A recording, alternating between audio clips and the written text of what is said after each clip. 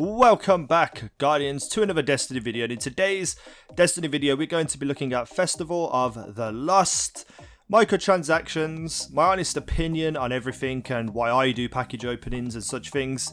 But before we get into it, I want to give away a Resurrectionist emblem. You get this from buying stuff from the Bungie store, and then that is what I've been doing with all these emblem giveaways. I've been buying stuff from the store and then giving away the emblem to you guys. So there's one Resurrectionist emblem available, and if you wish to be entered for that, make sure you subscribe to the channel, hit the like button down below, and then leave a comment telling me whether you agree or disagree with the things I'm about to say. So first and foremost, let me just clear up my purchase of Festival of Lost packages. I spent almost $100 on Festival of the Lost packages. Now, that doesn't mean that I support microtransactions, that I support what they do with any game, not just Destiny. If I choose to buy some kind of in-game purchase, that's because I want that thing that's in the game and I have the money to be able to do it. And that's not me trying to be egotistical or bragging. That is just my situation in life right now, where I have some spare money where I can spend and enjoy the in-game purchases for myself. It's not to support anything to do with the game or microtransactions. And there's 3 reasons why I do that. Number 1, I want the item in game. Simple. Number 2, I can make videos on such things in the game, which may or may not pay me more money back than I spent on the actual packages. And if I don't make as much money back, at the very least, I can use my purchase of the silver as a tax write-off. So I choose to buy Festival of the Lost packages or any in-game purchases, whether that's emotes or whatever, because I want them, not because I want to support microtransactions. Is that a problem? Yes, because theoretically I'm showing them that I'm able to purchase it, which means they don't need to change anything. But do I believe they need to change some things? Yes I do. Not specifically across the entirety of Destiny. I feel like the microtransactions that have happened in the past across other DLCs, they were somewhat fair and they were mostly cosmetic stuff. Now, while this is the case for Festival of the Lost 2, they didn't really have any other way of people being able to get these masks and items. They had a quest where you could run through the quest, and it was a bit of a lengthy quest, to be honest. Once you completed it, you got 1 Treasure of the Lost package, and you could do that on each character. So that's 3 packages altogether. Now, the package contents are massive, and it's completely RNG. So out of those 3 packages that you got, you did not even get to choose what mask you wanted.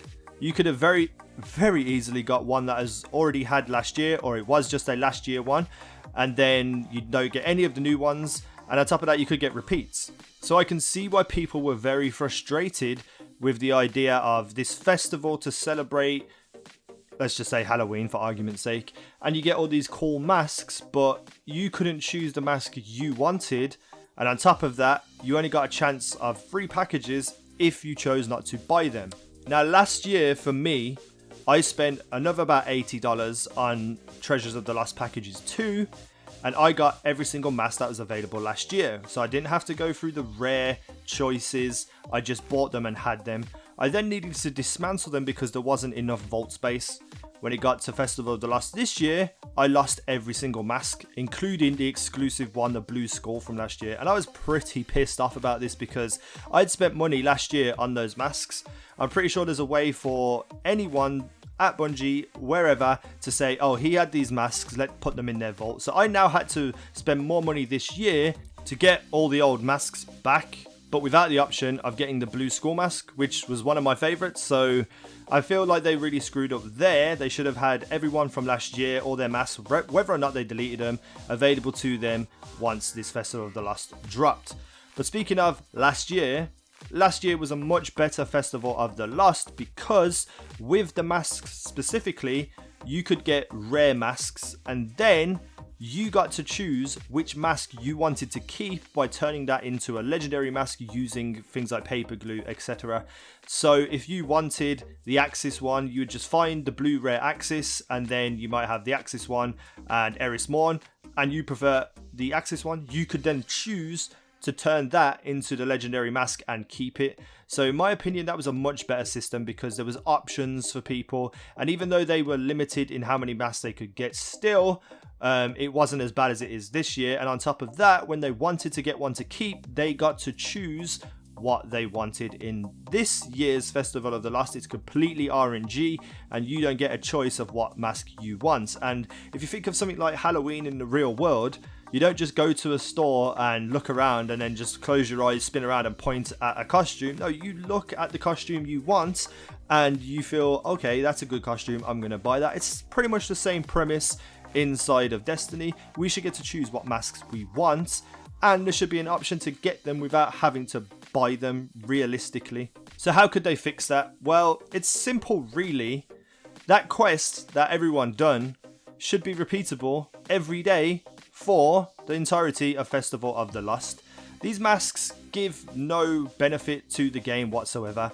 So why limit people on being able to get them? Why limit people on being able to spend time during this Festival of the Lost enjoying what it's for? That just seems silly. Everybody done the free quests on day one, and now they've got nothing to do for the rest of the festival. So I don't get it. Like, I don't get it. If you're forcing people to buy, you know, the Treasures of the Lost to enjoy an event that you're providing them, it just seems a bit backwards in my opinion. Now, I'm not against them wanting to make money and selling the Treasures of the Lost packages, but they should make it a little bit easier for people to get the contents of it outside of actually purchasing them. Does that mean I want Bungie or Activision or whoever just to throw these items at everybody in the game? No, of course I don't. The masks don't benefit you whatsoever, so there should be more of an option to get them. Now, the other items that come from these packages, we have specifically the 2 ornaments for the Bad Juju. Now, they've done the right thing here because while they are available to buy, they are going to be put into Radiant Treasures after the Festival of the Lost is finished. Bravo, that's great. You've took something that was behind a paywall and made it optionable for other people to get through in-game means. Now we have the problems. We have the Firewolf mask, and this is the mask which tells everybody in the world that you were around during Festival of the Lost, the second version in 2016. That is now behind an RNG paywall, so you have to spend more and more money to be able to have this token for you to say, I was here.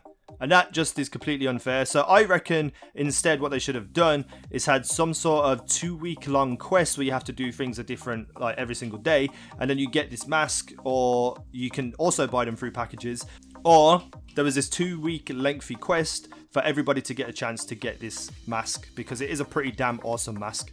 Now we have the 2 ghosts, the Deviled Ghost and the Ghost Ghost. These were, if not just one of them, the Ghost Ghost, was the main reason people wanted to do Festival of the Lost, because the Ghost has a sheet over him pretending to be a ghost, which is pretty damn awesome.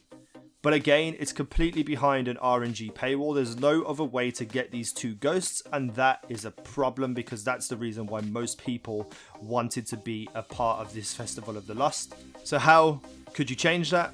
Much like the shaders, make them available in endgame rewards, make them available through strike horde chests, but make them a small percentage, a very small percentage. That way, people would still be happy to buy the boxes and packages, knowing that there's also a chance they could get what they want from random events. And yes, it doesn't have to be as big of a percentage chance of a drop than like legendary items, but it's still there. It's still giving people hope. It's still giving people reason to play the game during Festival of the Lost. And last but not least, the Sparrow. Now, I don't really know where I stand on the Sparrow because it's an okay Sparrow. It's a decent Sparrow, but it's nothing special really when you really think about it. But there's a lot of people who are collectors who want this sort of stuff, and again, it's behind an RNG paywall. So I don't know how they could incorporate this into the game other than a quest line of some sort. But, you know, all in all, there should be a way to get these things outside of buying them from packages, and just having the packages there as a, okay, I want to make sure I get everything, so I'm going to buy the packages. That's what it should be. That's what the microtransactions should be. I want to make sure that I have absolutely everything, so I'm going to spend my money on it. But then other people could be like, okay, there's a chance I might get this. I'm going to play the game and hope that I get it. It keeps everyone happy. Now, the addition of shaders in terms of endgame rewards, great. Strike chests, great. That is awesome. Thank you so much for doing that, Bungie, because if the shaders were behind an RNG paywall as well, that would be ridiculous and everyone would just be kicking the fuck off. So are Bungie money whores? Technically no. There are ways to get Festival of the Lost packages. Not enough packages, but there is a way. So it's technically not money whoring. It's technically not behind a complete paywall, because if it was, there wouldn't be any in-game way of getting packages. In my opinion, they should have just made it so that you can get more packages throughout the 2 weeks, just so that the Festival of the Lost isn't over in a couple of days for most people. Now, I just want to reiterate that I don't really support microtransactions on this scale where they put everything behind a random paywall, or, you know, it looks that way. But me buying the packages doesn't mean that I support it. It just means that I want these in-game items. I have the money to spend on it, and that's what I'm going to do. But I would love to know what you guys think about Festival of the Lost this year. Do you support it? Do you not support it? Why? Leave comments down below. Hit the like button if you liked the video. Thank you for watching. I have been easynow, and you guys have been awesome.